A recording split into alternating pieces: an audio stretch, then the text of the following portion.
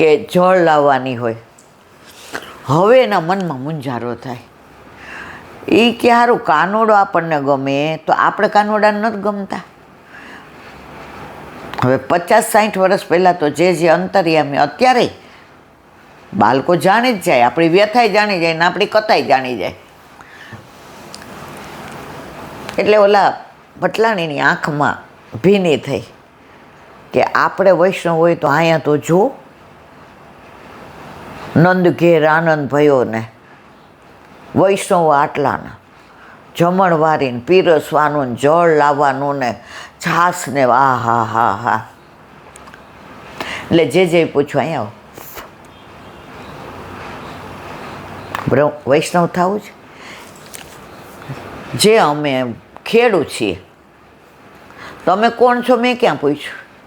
તમારે વૈષ્ણવ એ કે પણ અમને એ કે વૈષ્ણવ થવું જ. એ કે હા, સ્નાન કરી આવો 2 જણા.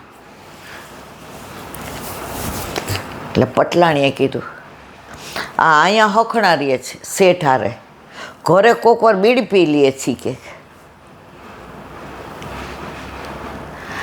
જે કીધું હવે મારા નાથ હવે કોઈ દી હામોય નહીં જો, જાઓ સ્નાન કરી આવો. બ્રહ્મ સંબંધ દીધું. એટલે પટલાણીએ કહ્યું એ કે અમારા શેઠ કાનોડો લાવ્યા, તમે એને ભગવાન બનાવી દીધા ને. એ કે હવે ગોકુળનો કાનોડો થઈ ગયો ને, હવે એને ખવડાવશે. જો ઓલી ભાષા નથી આવડતી અરો ગાવાની ને, હવે એને ખવડાવશે ને, હવે એને નવડાવશે ને, હવે એને સુવડાવશે ને, હવે એને ઉઠાડશે ને. એ કે અમને એવું કાંઈ? એ કે હા તમને આવડશે ને. એ કે અઠવાડિયું શેઠના ઘરે ભેગા રહેશો. પણ અમે એ કે પટેલ છીએ ને શેઠ અમને, હવે ક્યાં તમે પટેલ છો? શું છો હવે બોલો? એ કે વૈષ્ણવ. શું છો હવે બોલો? વૈષ્ણવ. ગુસાઈજી પરમ દયાળ છે, આ એનો સાક્ષાત દાખલો. શેઠને બોલાવ્યા. એ કે અઠવાડિયું 10 દી આ સેવામાં હવર તમારી, કે એના જેવું ઉત્તમ શું? શેઠાણી રાજી થઈ કે કહુલે ક્યાંક જવું પડે તો મારા ઠાકોરજી એના ઘરે અને એના ઠાકોરજી મારા ઘરે. હા મારા નાથ, તમે તો બહુ કૃપા કરી. જે ખેડૂતના મનમાં એક વ્યથા હતી એ કોઈ નહોતું ને ભેટ મૂકવા ગયા ને એટલે કહેવા ગયા ભગવાન અમારે એક વાત કરવી છે. કોઈ નહીં કે હું. એ કે અમે ખેડૂત છીએ ને 60-70 વર્ષ પહેલાં જાડા ઓલા પહેરતા, એને શું કહેવાય, પનિયા કે કાંઈક જાડી ઓલી માદરપાટ નહીં, જાડું એનું નામ જ એ લોકો પહેરે ને. એ કે અમે આ વાગે એવું પહેરીએ છીએ. તો અમે આ પહેરીને કરીએ તો ઠાકોરજીને તકલીફ ન પડે ને, જો શ્રમ ન આવ્યું. એ કે સેવા કરો ત્યારે શું કામ જાડું પહેરવાનું, ત્યાં રેશમી પહેરજો.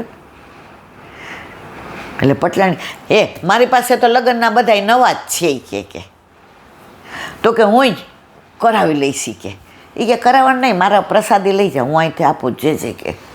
વાહ, 2 તો રાજી થઈ ગયા અને 2 ઘરે ગયા પધરાવીને શેઠાણીની યારે બધું. હવે સવારે રોટલા બનાવે ચૂલાએ. એટલે કલેવુંમાં રોટલામાં ખાડા પાડીને ઘી, ગાયનું ડોયેલું ઘૈયાવાળું દૂધ, ઉકાળેલું દૂધ, દડબા જેવું દહીં ને માખણ એ સરાવીને પોતે કલેવું કરે અને શ્રીંગાર કરી. હવે શેઠાણીમાં તો શેઠને તો ખેતરે જવું નહોતું પડતું, એને પેઢી પર જવાનું, પણ શેઠાણી તો કરે. એટલે ઠાકોરજીના તત્સુખનો વિચાર શેઠાણી તો કરે. હવે અહીંયા પટેલે કીધું એ કે હવે ખેતરે જવાનું કરશું.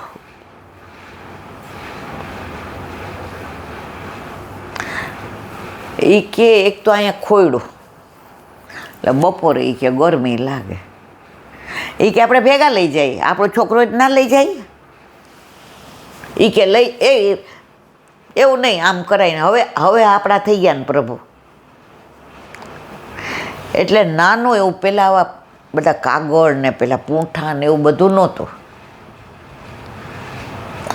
એટલે એના પિયરનું એ વખતનું ઓલું જ્વેલરી બોક્સ, રેશમી ઓલું રૂ નાખીને રેશમી સીવી ઠાકોરજીને પધરાવ્યા. હવે જ્યારે જે બહાર લઈ જવા એવા નહોતા, અહીંયા હતા, એ શેઠાણીએ દીધા હતા. ન્યોછાવર આપી દીધી હતી, કોઈનું ધરાવાય નહીં. એટલે નાનો ડબરો હતો, પેલા જ સિલ્વર જન બનાવતો, એની અંદર મિશ્રી ભરી અને અંદર હુખડી ભરી દીધી. હવે બપોરે ત્યાં રોટલા ને બધું કર્યું, શાક ને છાશ. હાલો પ્રભુને પેલા પધરાવો. એ કે અહીંયા ક્યાં પધરાવો, અહીં ક્યાં સિંહાસન છે, અહીંયા. એ કે આપણો ખાટલો તો છે ને. તો ઓલી જે બોક્સ હતું ને એને આમ કરીને ત્યાં ઓલી ગાદી મૂકી દીધી અને જે બનાવ્યું એ ધરાવ્યો. પછી અનોસર કરીને લાંબે વાહે થયા થોડાક. પછી 4 વાગ્યા એટલે કાકડી ને બધું હતું, બોર ને. એ કે આપણે હવે ધરો. અને રાત્રે ઘરે આવીને ભેળી, દૂધ, રોટલો, શાકનો કર્યું. રાતના શેઠને ત્યાંથી કહેવા આવ્યા કે હાલો સત્સંગમાં. એટલે ગયા. એ કે નબી ઠાકોરજીનું તું ખેતરે ગઈ હતી? કે કે ઠાકોરજી? એ કે ભેગા. એ કે હે નબી તું ઠાકોરજીને ભેગા લઈ ગઈ હતી? એ કે હા. શેઠાણીના મનમાં 19 વિસ્યું, કંઈ ઠાકોરજીને થોડા ભેગા લઈ જવાય. પણ બોલ્યા નહીં. અને રાતના સત્સંગની અંદર વાર્તા કરી કે ગામથી ને 1 ગાંવ દૂર બીજા ગામમાં સત્સંગ થતો. તો આ ગામમાં કોઈ વૈષ્ણવ નહોતું, તો એક કાકા સત્સંગમાં હાલીને ત્યાં આવે અને સત્સંગ પૂરો થાય એટલે કલાક પાછું આવતા થાય. એમ કરતાં કરતાં કાકા 80 વર્ષના થયા. હવે આવે ને થાકી જાય. ઓ વલ્લભ થાકી જાય. એટલે આવે એટલે જોક આવે ને ઘણી વાર તો નસકોરા બોલી જાય. એટલે જે ઓલા નાના હોય ને 35-40 વર્ષના, એણે મસ્કરી કરી. એ કે કાકા ઘરે હુઈ રહેતા તો અહીંયા હોવાની મજા નથી આવતી, અહીંયા હાલીને હું આવો છો. ત્યારે જેના ઘરે સત્સંગ હતો ને એણે કીધું ભાઈ 4 દિન કી ચાંદની ફિર અંધેરી રાત, અમવિતી તમવિત સે ધેરી બાપુડિયા પીપળ પાન ખરંદ. એ જ્યારે ઠાકોરજીને અનુસર કરીને વાળું કરે ને ત્યારથી એના મનમાં હોય કે હવે પહેલાં કરતાં મારી સ્પીડ વધી ગઈ છે, ઘટી ગઈ છે, મારે વહેલું નીકળવું પડશે. અને પહેલાંના જમાનામાં લાઇટો બાઇટો નહોતી, તો અનુસર કરે ત્યારથી મગજમાં સત્સંગ, આખા રસ્તે એ શ્રી કૃષ્ણ શરણમાં અને વ્રજને યાદ કરતા આવે. અને અહીંયા આવીને માનો કે એ જોકું ખાઈ ગયા તો એનું અનુસંધાન તો શ્રી કૃષ્ણ શરણમાં. તમે અહીંથી જાઓ છો પછી શું કરો છો મને ખબર છે. જેનો જેવો ભાવ હોય ને ઠાકોરજી એ રીતે એનો અંગીકાર કરે છે.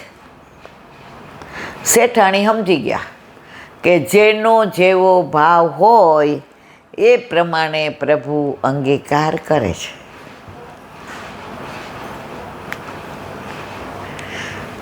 પટેલ ને પટલાણી રાજી થયા કે આપણે ખેતરે લઈ જઈએ છીએ, બરાબર, આપણે એકલા નથી મૂકવા. પછી 4 મહિના થયા એટલે સમાચાર આવ્યા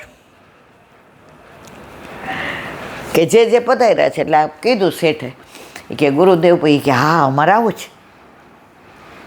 એટલે ઓલી નવી મગફળી ને બધું થયું હતું, મગ ને તોલ ને બધું બાંધીને રેશમી કપડાં બાંધ્યા. હવે શેઠારે રહીએ, શેઠા ખબર પડી ગઈ એટલે કે ગાડામાં 4 જાશું. હવે વહેલું પહોંચી લીધું કે સાંજે તો પાછા આવી જશું. શેઠ કે આ બધું હું લીધું? એ કે આ બધું નવું નવું થયું તો પેલા ગુરુ ઘરે જ જાય ને. એ શેઠ કે આજે અમારા ઘરે 23 વર્ષથી ઠાકોરજી છે.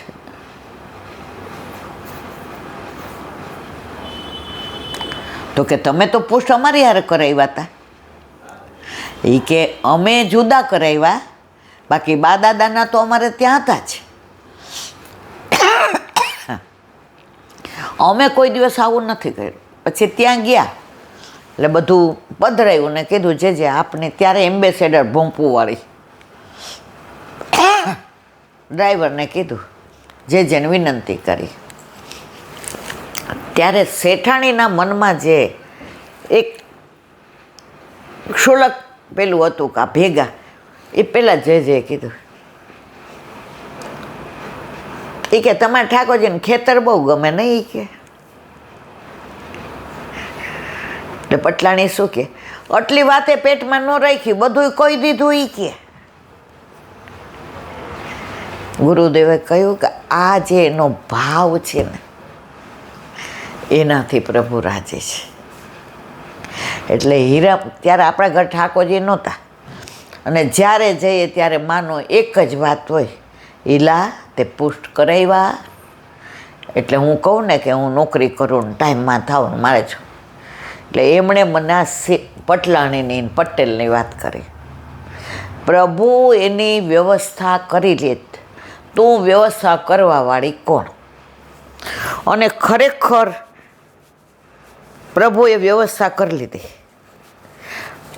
શ્રાવણ મહિનામાં પધાર્યા, આસો મહિનામાં નોકરી છોડી દીધી, ટાઈમે વયો ગયો. અનુકૂળ નહોતો એ દીકરો અમેરિકાએ વયો ગયો. જો વ્યવસ્થા કરી દીધી ને તમારા વાલા. પ્રભુ ઘરમાં પધારે પછી એક આભા ઓરા જુદી હોય છે. આજે આટલો પગનો દુખાવો ક્યાંય ચેન નથી, પણ જ્યારે સત્સંગ કરું ને ત્યારે પાછી ભૂલી જાઓ. હવે હમણાં ઉતરવાનું આવશે એટલે ખબર પડશે. ઠાકોરજીનું સામર્થ્ય જે અનુભવે ને એને જ ખબર પડે.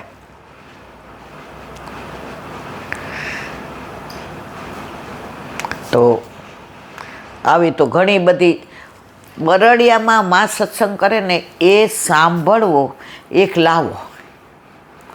એ બધા ત્યાંના અનુભવો જ કહેતા હતા. એમાંના મન તો અત્યારે 40% યાદ નહીં હોય, કારણ કે ત્યારે મારું ચિત્ત મારા સંસારમાં હતું. પણ મને બહુ જ ગમતા સૌરાષ્ટ્રના બેઠકથી. અને ત્યારે વારંવાર વ્રજમાં જવાય એવું હતું નહીં, બધું સાંસારિક પરિસ્થિતિ એવી હતી. એટલે વરસમાં 1-2 વાર દ્વારકા આવીએ ને આજુબાજુની બેઠકે.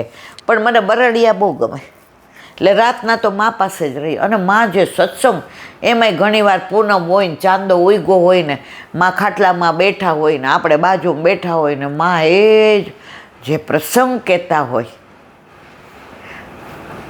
લાઇટો ન હોય એટલે ચંદ્રનો પ્રકાશ હોય.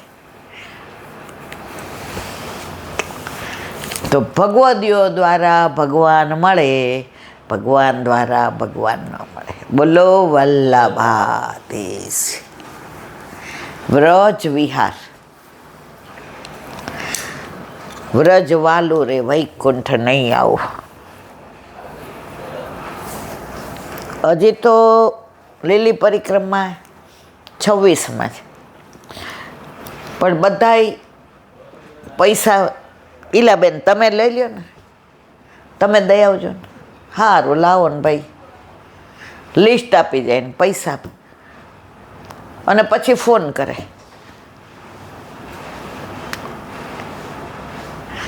અમને ગાડીની વ્યવસ્થા મળી જશે. વ્રજમાં તમારી બધી વ્યવસ્થા યમુનાજી કરવાવાળા બેઠા જ મારા વાલા.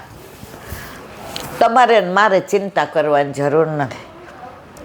તમે તો બધાય જેટલા આપ્યા એમાં ઘણા હાવ નાનાય છે. મારી જેવડી ઉંમરના તો ભાગ્યે જ 5-7 જણા. હવે આવા પગે મને લઈ જાય છે. આજે રૂમમાં 10 વાર તો ફરું છું કે અહીંયા બેસું તો તકલીફ ન પડે, અહીંયા બેસું તો. કારણ કે જેવી ઊભા થાવ એટલે જે તકલીફ થાય કે એ રોવાઈ જાય તો ત્યાં નહીં હાંચવે. જવાબદારી એની મારી તમારી નથી. પિયરમાં 7 રૂમનો બંગલો હોય અને સાસરીમાં 2 રૂમ રસોડું હોય તો આપણે વરને કહી છીએ પછી મારે તો આમ જોશે ને, એ બધી જવાબદારી એ નહીં, તમારે ને મારે કેટલા ટકા છોડી દો ને એના ઉપર. તો વ્રજ વિહાર અત્યારે લીલી પરિક્રમા વૃંદાવનમાં એનું અનુસંધાન કરીએ છીએ. કાલિય નાગને ઠાકોરજીએ નાથ્યો છે, માર્યો નથી, કારણ કે ઇન્દ્રિયાધ્યાસ છે. એટલે ઇન્દ્રિયોને આપણે નાથવાની છે, મારવાની નથી. તમે સ્પ્રિંગને બહુ ઉછાળો, દબાવો ને તો વધુ ઉછળે. એટલે ઇન્દ્રિયોને નાથવાની છે. હવે નાગ ગભરાયો, નારાયણના શરણે ગયો. જો પહેલાં તો હોશિયારી કરી. કૃષ્ણ નાગ બેઉ બાથે વળગ્યા, કૃષ્ણ કાળી નાગ નાથ્યો. પેલા શરણે નથી આવ્યો, પેલા હખણો રહ્યો જ નહીં, પોતાનું બળ અજમાયું. પછી ખબર પડી કે મને બળ દેવા વાળો આનો બાપ જ મારી સામે છે. પછી શરણે આવ્યો. તેને પુરુષોત્તમનો પરિચય નહોતો, કારણ કે વ્રજમાં ઠાકોરજી ઐશ્વર્ય, વીર, યશ, શ્રી, જ્ઞાન અને વૈરાગ્ય યમુનાજીમાં પધરાવીને આવ્યા હતા. એટલે એને તો કાળિયો જ નાખતો હતો કે આ તો નાનો બાળક છે. જળ કમળ છાંડી જાને બાળા, બાળક જ લાગતો હતો. નાગ પત્નીઓએ સ્તુતિ કરી,